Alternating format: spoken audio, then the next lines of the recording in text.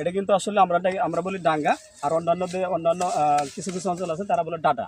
আচ্ছা, ডাঙ্গার ডাটা যেটা হোক, এটা কিন্তু এই যে দেখতে পাচ্ছেন আমার বড় ভাই কিন্তু তুলতেছে, অনেক অনেক সুস্বাদু কিন্তু এটা।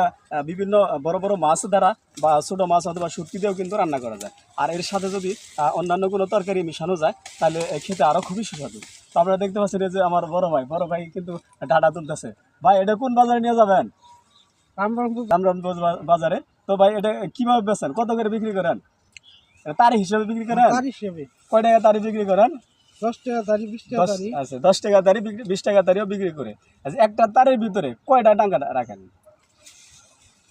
6টা, 6-7টা না? 6-7টা। একটা তারের ভিতরে মানে এরকম মুষ্টি বাঁধে, মুষ্টির ভিতরে 6 থেকে 7টা ডাটা রাখে, যা 10 টাকা বা কিছু কিছু সময় দেখা যায় যে 20 টাকা বা 15 টাকা এর ভিতরে বিক্রি করা হয়। আমদানির উপরে আসলে, আমদানি যদি বেশি হয় দাম কম হয়, আর যদি আমদানি কম হয় তাহলে দাম বেশি হয়। আর এটা কিন্তু অনেক পরিশ্রম লাগে। আপনারা দেখতে পাচ্ছেন এই যে খরতাপের ভিতরে আমি কিন্তু এখানে যে বড় ভাইয়ের সাথে উপস্থিত হয়েছি, আর মনে হয় দুপুর 12টা বাজে।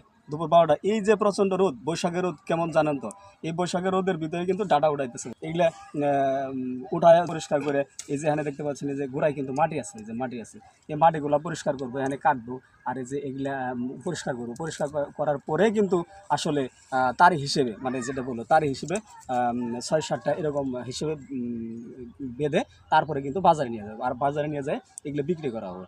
তো আমি আসলে আসছি এই যে ডাটা দেখানোর জন্য। তো আজকে এই পর্যন্তই, আর আমার বড় ভাইয়ের জন্য দোয়া করবেন আর শুভকামনা।